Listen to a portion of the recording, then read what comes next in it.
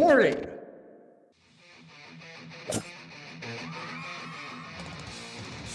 You're watching Dr. Todd Lee TV, where theoretically you could learn a bunch of cool shit.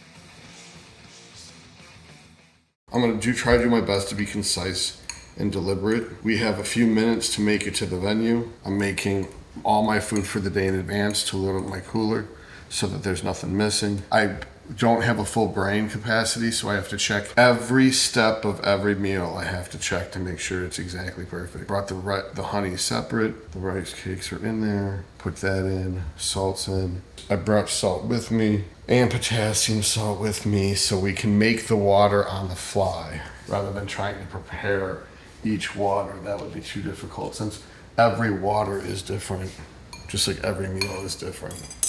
And there's a lid here somewhere. And this is the problem, is I am organized, but I'm not at full brain capacity. One of the most important things is remembering to take the right amount of water, the Fenris Fury and the Battle Mead pre-pump up. We also have to remember to put the bands in the car. So I've got a separate plastic baggie for each one of the ingredients for these meals, because if you've ever done this before, whether packing or anything else, the worst thing you can have is salt or sand in your posing trunks. This one's not going in very well. I could take a smaller salt, but I need a grinder because everything's been pre-measured in a grinder. And then the hot stuff to get vascularity. I have some rice cakes I'm supposed to have at 10 o'clock. Then we're supposed to get in our car and go. Men's bikini starts at 10:45, and then classic is on after that. So we want to be there at 10:45. I've got the good trunks. I'm wearing my Schmata trunks. I've got a black towel for wiping stuff down. I've got my medallion, which is completely superfluous because I look like I'm Mr. Hanky, the Christmas poo. I've got backup headphones. And then in the secret compartment, I've got Aquazide in case I need it, which I won't. And I got my competitor button. So the most important stuff that you need is the button, the comb, and the trunks. And then the pillows. And the rest of these things, they matter, but they don't really matter. Because you can still compete without everything else. You can't compete without your button and your trunks. That's why I'm wearing trunks, even though they're not the right trunks. But you don't get two buttons. You only get one button. And I think I have everything I could need except for bands and my inhalers in the car too. So bands and inhaler, Kai. It's not your responsibility, but. And then my shaker cup, which is right there. And we're going to prepare the water. Get the fuck out of here. So I saved some water because I knew 15 ounces wouldn't be enough. We're at 200. We're at 5 ounces. What was I supposed to get, 15 ounces? I just looked 3 times. And I said out loud. You don't remember? I was focusing on Yeah. 20.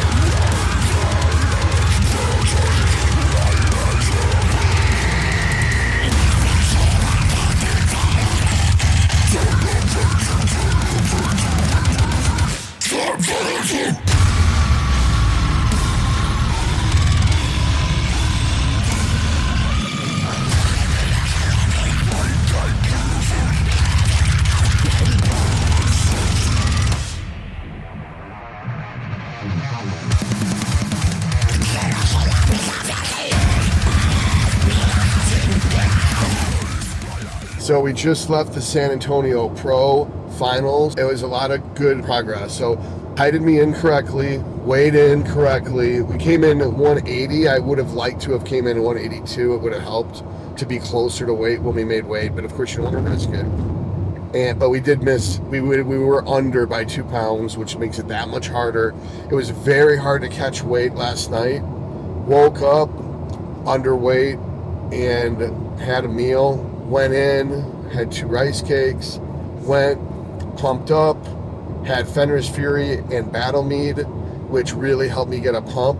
And then did the prejudging. I actually liked the way I looked at prejudging. Had a meal, and then went back for the finals. I think I looked a lot better at finals because I did another 2 scoops of Fenris Fury and another 2 scoops of Battle Mead with some water and a lot of salt. Got a really good pump, went out there and hit my poses. From what I understand, the routine went really well. I saw the video. I think the routine was much better. I think the paint was much better. Using Kai rather than the spray tan bullshit was 100% better. That my midsection control was better. My posing was better. My timing was better. My quad activation was better. I don't know that my hamstring activation was good. It's just I struggle with that. The judges' feedback is the same pretty much as it was Tech 6. Bigger lats, bigger bicep, bigger arms, bigger lats, specifically lower lats. But they didn't tell me I needed a smaller waist, and they didn't tell me I needed bigger legs.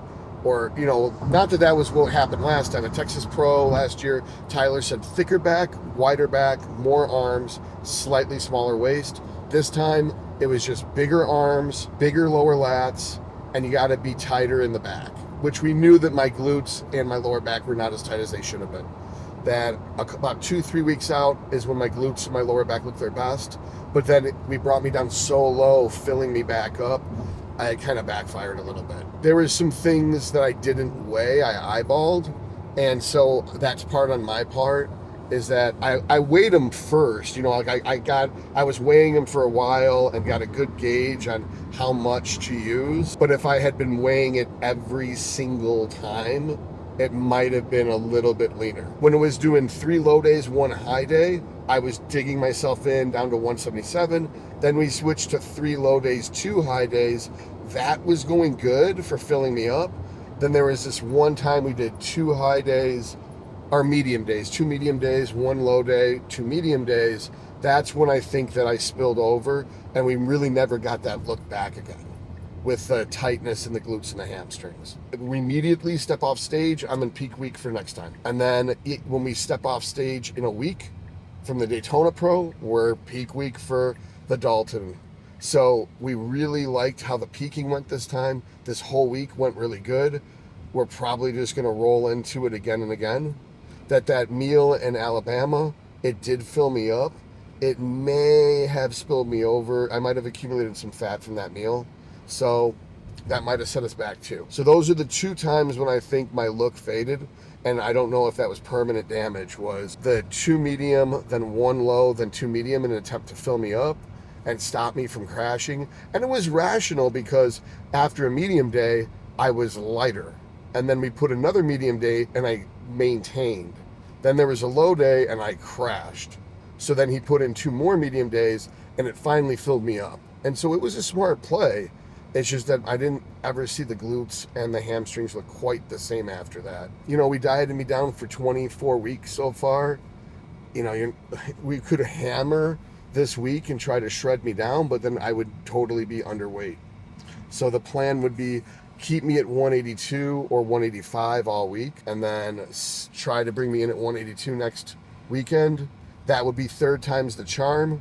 I'm 64.5 2 times in a row, and then under 182 both times in a row. Then the 3rd time is the charm. We have a permanent permanent height, so therefore permanent weight, and we never have to play this game again. For the rest of my life, I just have to come in at 182. Oh, I didn't come in dead last in over 45. I came in 4th. I didn't come in dead last in over 40. I think I came in either 8th or 7th. I might have came in 6th for all I know, because I was 1 in from the middle. 1 in from the end. So if the end was 8th and 9th on either side, and I'm 1 in from that, means I was 7th or 6th. Which means I may not have came in dead last in open. You know, who knows how well I did? We won't know till we see the scorecard. But now I'm about to go play some vampire because it's my turn to play, and that is the most important thing in the world to me, was getting home to do this. Why are the bloodlines so hard to find in this book? Because I know you're losing interest. You're just humoring me at this point. Yes. Okay. Well, anyway. Well, okay, so on the way here, I was thinking about it, and I was like, surely there's like a book before they come out, and also I didn't know where the storylines. Oh, the storylines. So this backs up, because I was questioning your rules, because that seemed oddly specific. What rules? That feeding certain generations to other generations. Yeah, those are real rules. Yeah. I'm aware. The amount of rules that you just, or the history that you just described was the most perplexing thing I have ever heard. Oh, dude, that's just the fucking tip of the iceberg. That's just Abysmal Lord's backstory. I don't know why I can't find the fucking clans in this one. I think if somebody were to say, I'll give you $1 trillion if you... Okay, here's Children of Osiris. 5 seconds. They're going to be in here. Bosnam, Niktuku, Bali, Anda, Armenes. These are the bloodlines. All right, so then Niktuku we've got it here. Lamia will be after the Lamia. Leonon, Nagaraha, Niktuku. This is the entry on the Niktuku. So I didn't know they were real. There's only supposed to be 13 of them. And that's one of them? Oh, and Abraxas is one of them. Rolgul was just killed. I killed Baba Yaga in 94. All right, so you said you've been playing... Have you been playing the same game for like 30 years? Yeah. This continuous Todd's character in 1994 killed Baba Yaga. And I thought that there was no Niktuku. Now I just found out that every time you kill Baba Yaga, her soul transfers to one of her kids.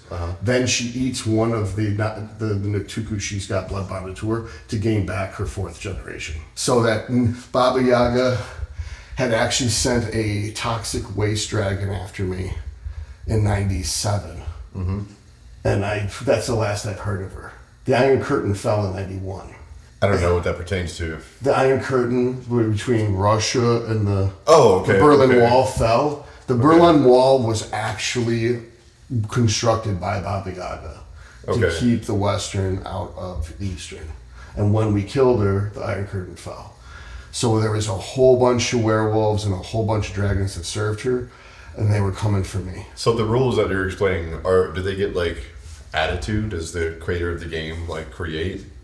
Well, the thing is no one who makes the game now has been playing as long as I have. So I don't care what they say. Oh, so what I'm getting at is how have you been continuously playing for 30 years? I've had this same storyteller. And I've been running for him and he's been running for me. And other people have came and went, but they get like wives and kids and shit that get in the way. Oh, okay. They take other things more seriously than this. Your memory is mind-blowing. Right, so when people talk to me about pharmacology, it's like wheels on the bus go round and round, round and... Just a fucking one fight between 2 elder vampires when keeping track of all the spells and shit they have going at the same time is so much more complicated than all these fucking steroid cycles that the fact that people can't figure out how to load a syringe would be like someone being so dumb they can't roll the dice. That's insane to me, that analogy. And it makes sense because I don't understand how you retained this much about it. That's just one book. I've got 800. That's just one book. And that's the 4th edition Dark Ages. I remember every edition. So how do you play this? So you basically tell the story and the other person reacts to what's happening and they choose what they want to do and you use their traits to determine an outcome. Like, people think that role-playing games are video games. It's like, no. A role-playing game is so much better and so much more advanced than a video game role-playing game. It would basically like comparing a real role-playing game to a video game role-playing game would be like comparing sex with a woman to having sex with a blow-up doll. Okay. There's no interaction at all. You don't have any free will. In a real role-playing game, you do whatever the fuck you want at any given time. Oh. And the problem is the burden is on the storyteller to know the universe well enough and so that he knows what's going to happen. Like what happens when you leave the batteries in a certain temperature. Like if you don't understand that, then it wouldn't really be realistic. So for instance, I had a very unexperienced storyteller who was saying when someone fired an RPG, there was a big ball of fire. And it's like, well, is it an incendiary RPG or an anti-personnel RPG, or was it a Tank Buster RPG? And they're like, well, it's just a game. It's like, then if you're going to break the suspension of disbelief, it's not only is it not a game, the game is over. And it's like someone showed him a video on YouTube of an RPG going into a car and exploding. There was no ball of fire. I was like, see, there's no high. That's just a normal anti-personnel RPG, and the fragmentation is what's supposed to kill unarmored targets. It's not an incendiary RPG. Yeah. And so, like, he got all mad and threw the dice and ran away because he didn't have the emotional stability. This is a 30-something-year-old man. He didn't have the emotional stability to be able to not have complete and total control. And it's like, you have to be smart enough to be a leader. You can't just be a leader because someone assigns it to you. And the other guy you played with, the one you've been playing for a while, is he pretty well on the Yeah, same level? I got to him when he was 15 years old, and I scarred him bad. That the game was so dark that he got scarred bad. And so, like, he can handle it now at 40. Yeah. Damn. He in his 40s, he can handle this shit. But a lot of people, when you start playing with them and they're young, or they're innocent, they do not handle it very good. Oh, I should play this. You can play right now. You can make a character really quick and play.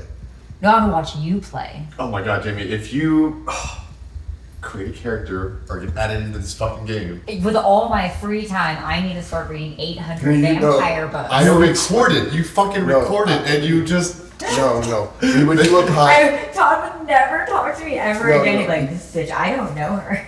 We Dumb would. vampire work. If you started, what is that? Twitch. You don't Oh my have God. to. You don't have to read shit because I would be the one running it. You would just. We would do a podcast or some So shit. you'd ask him what you want And to then do. other people like Gonzo would be on it. And then we'd have 2 or 3 people who are relatively new at the game. Gonzo played live action in the 90s, but live action Camarilla is like the. It's like the special ed short bus version of the game. Like he has no clue. Even though he played it a lot, he played this very minute faction of the game. That's the way the game was intended. Like the Aaron Spelling show that was out on Fox in '93, Kindred the Embraced. That is this game, but it's a very, Twitchy. very narrow version of the game. So if I ran the game, you would just play as your character. They've got you could Google right now, we could watch people play it. They have Vampire the Masquerade podcast where they play the game. And you can see but the thing is that people aren't very good at it, so it takes them a long time to like leave a room. But we could, Like, physically. like they're like, what do you do right now? Well, I'm going to do this. And then eventually they get enough courage up to walk outside of their house. So, Did Coach not let you eat tonight? Did your coach not let you eat tonight? I didn't ask him actually. What? If someone can find my phone, I will. You just said, I thought it was just a regular meal tonight. Well, You never asked me if you could have a fucking. Oh, I took after Garrett the to that show. place and I was he so hated it. excited to play Vampire, I forgot about eating. What was the? It's it's New York by Night. How come you don't do a podcast where you play? Do you mind if I We go do. to your room to look for your phone? You know, go Let me feel call free. it. Well, it's Oh, gonna it's always on Do Not Disturb. yeah, it's always ending on the Wait, there's one laying over here. That's probably it. Oh my god, this game is the best game that's ever been made. Oh my god, by night. This is so hard to do it this way. Come on, you stupid. Oh god damn it. This looks good as fuck. I haven't had sushi in so long. Did you have like an unlimited amount tonight or what? No, he didn't give me any. The amount of food I got was like 170 grams of chicken and 300 grams of rice to last me for the rest of the night. And I tore through that in one meal. And I was like, So you just said fuck it. yeah, pretty much. I just messaged him. I'm like, he probably would have given me an off-plan meal if I wanted one. But if I told him, hey, I texted him. I was like, I broke down and ordered some sushi for a 6 meal.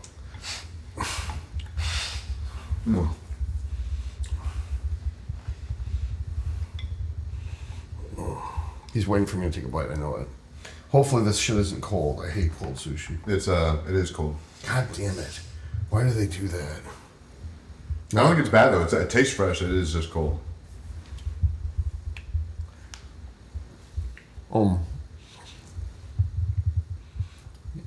It's not bad. I think it's a really good It's temperature. fresh. A lot of times when the rice is cold, it's chunky.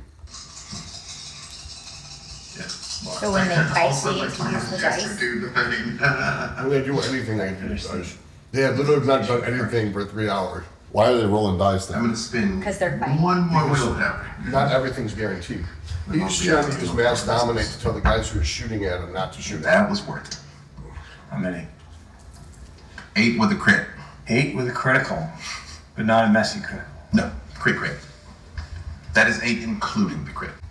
Taurus appears to be unaffected. The mirror. I removed your flashlights, so Aurora is no longer affected by the bright lights. I'm finishing it. And you are finishing the incantation and turning the key.